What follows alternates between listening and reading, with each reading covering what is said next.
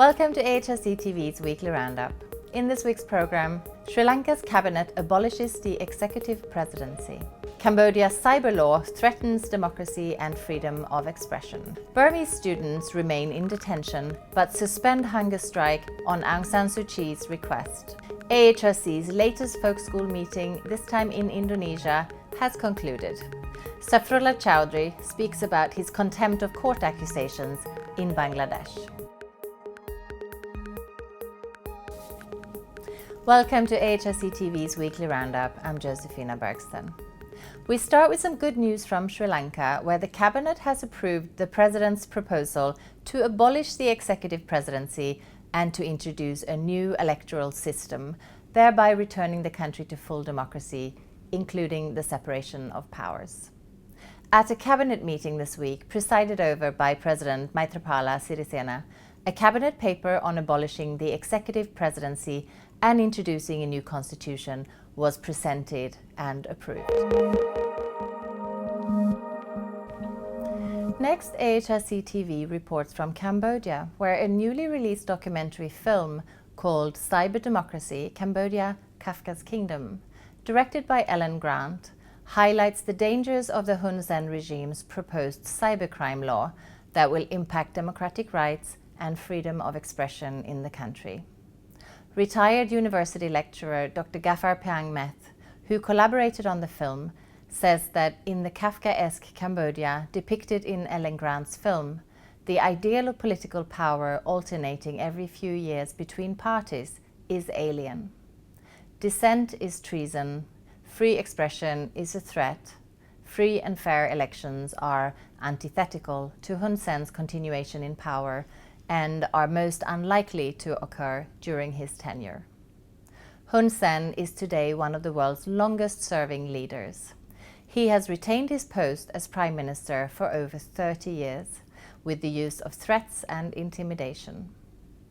In these 3 decades, he has managed to accumulate control over the Cambodian executive, legislature, and judiciary. While Hun Sen has vowed to hold on to the seat of power until he's 74, that is 11 years from now, according to Dr. Peang Meth, Cambodians have had enough of one-man, one-party rule. They are ready for change. Here is an excerpt of Ellen Grant's film, Cyber Democracy, Cambodia, Kafka's Kingdom.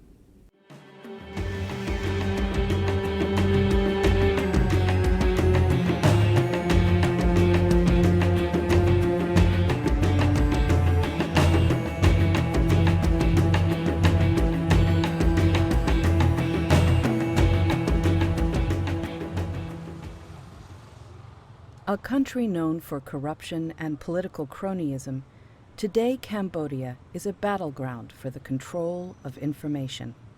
State-owned television and radio have shaped reality for the people of this tiny country for decades.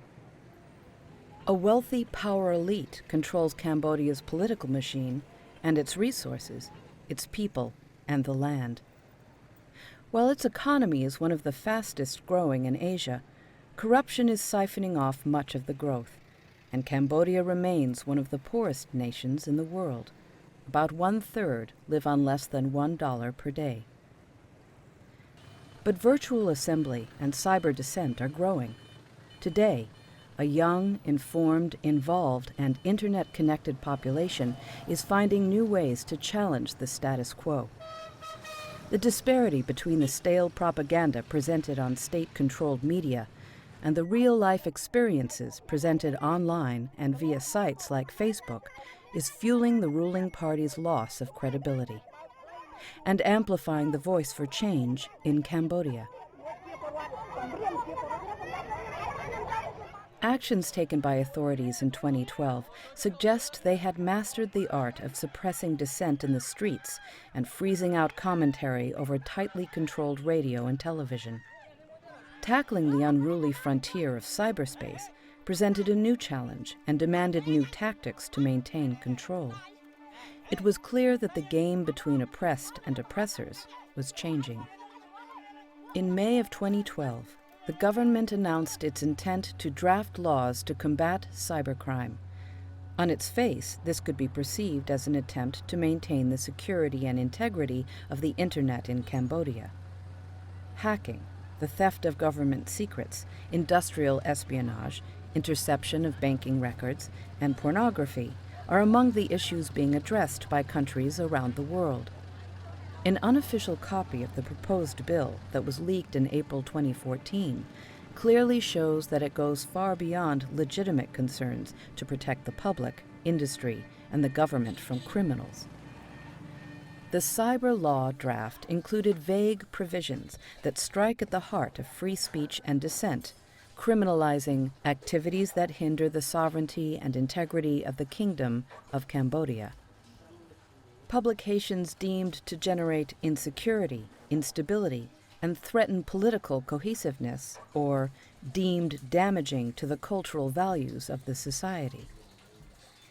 The threat of incarceration, fines, and the confiscation of property makes it perilous to express a truth that differs from the official truth. It seems that among the most egregious cybercrimes is any attempt to disrupt the self-serving power base that controls the country. The future of cyber democracy in Cambodia is uncertain. Those in power are endeavoring to cripple the efforts of activists. Still, as information spreads about land grabbing, the forced evictions, and low wages and poor working conditions for factory workers, about the disregard for human rights, the calls for change are becoming louder. Cyber discourse and virtual assembly have kept Cambodians and the world informed and engaged in what is happening. Digital dissent has played an important part in exposing corruption and addressing civil liberties issues. Despite the potential for transparency and optimism, there is powerful resistance to change in Cambodia. Cambodia's institutions are imbued with the desperation of an entrenched power elite at risk of losing control. Online advocacy is the democracy movement in Cambodia. Cell phones are weapons for the digital documentation of injustice. Websites and blogs provide information and encourage involvement of Cambodian citizens and the international community, witnesses to an emerging reality that challenges the status quo.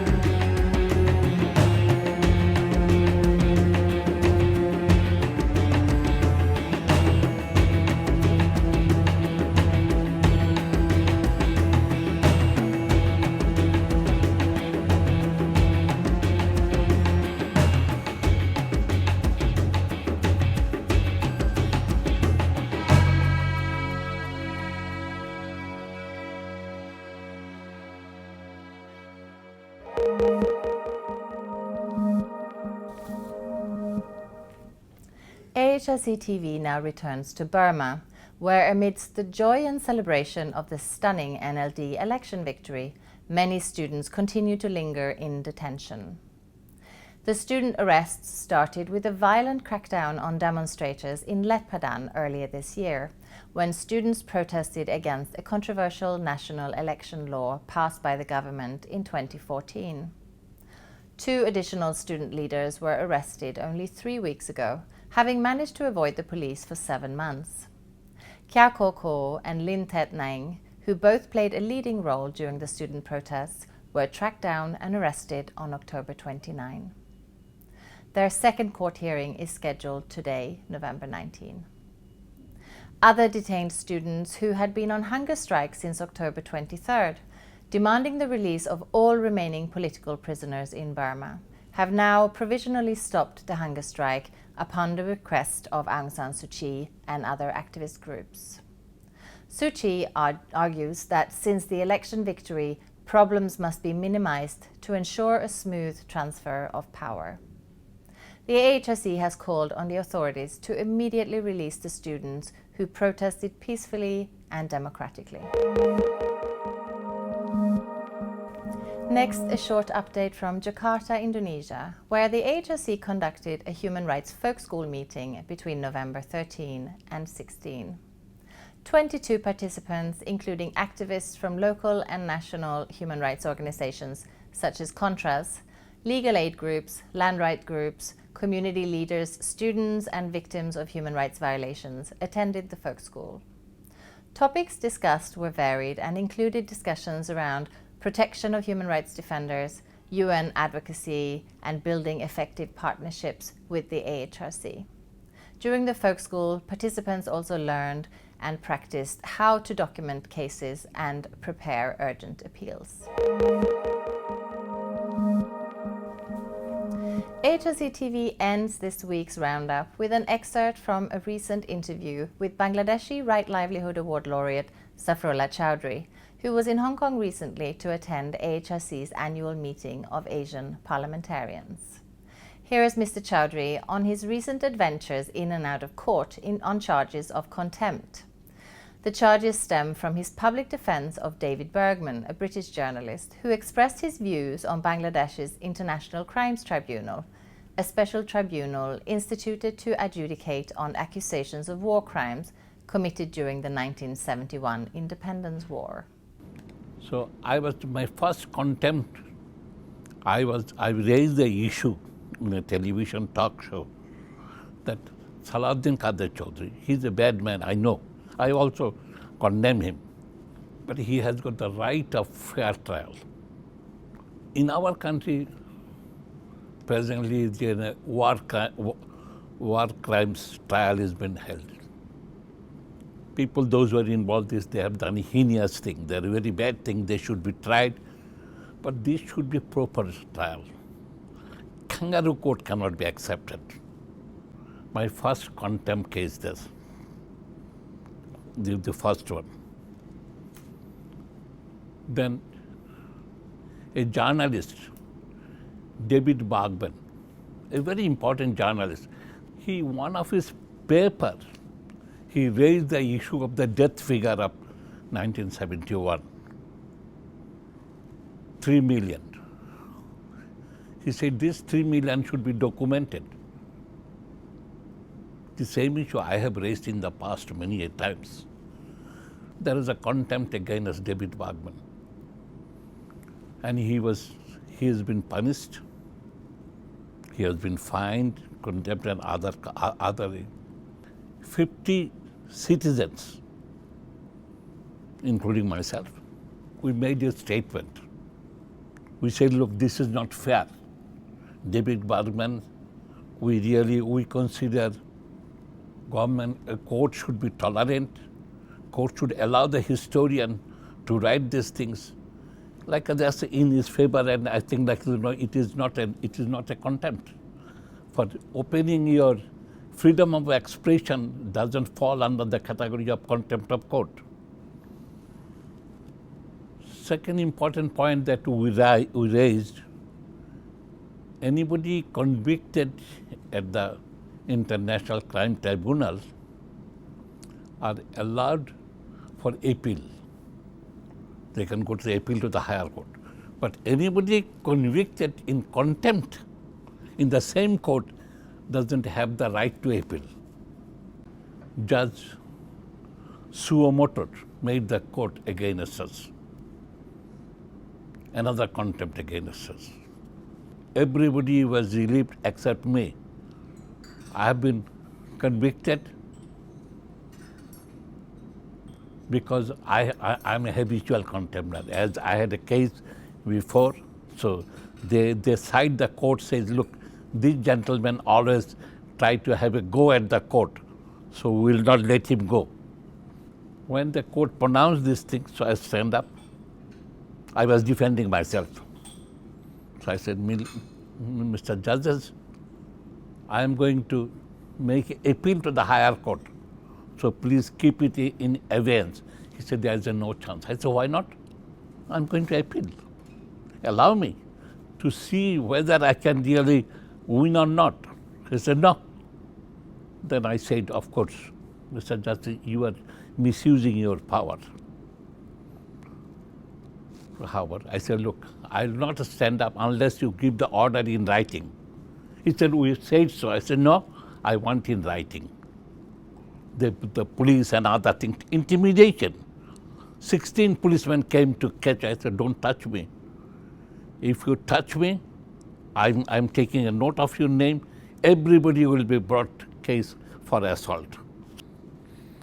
This is my second contempt. Of course, after 1 hour when I came out, I said, the judges, when you are such intolerant, you do not expect any justice from them. And I'm not going to pay the fine, I'll make an appeal. They are mentally sick. But they are, however, in the Supreme Court, I fought the case, my conviction has been quashed. So I have been quashed. But there is a third case, for I call them if they are mentally sick. The judges are mentally sick, which is the wrong thing I did. Definitely, this is the wrong thing. I should not call the judges as a mentally sick. He said, look, you see, this gentleman is always a habitual contemptor. He insulted us. I said, look, but you put me to the dock. You have treated me unfairly. So like a judiciary, do not treat the human being with the respect. They are not learning how to talk people with the respect. So this is these sorts of intolerance. Court's intolerance is disgraceful. That is all for this weekly roundup. For more on these and other issues, please visit www.humanrights.asia. Thank you for watching and see you again next week.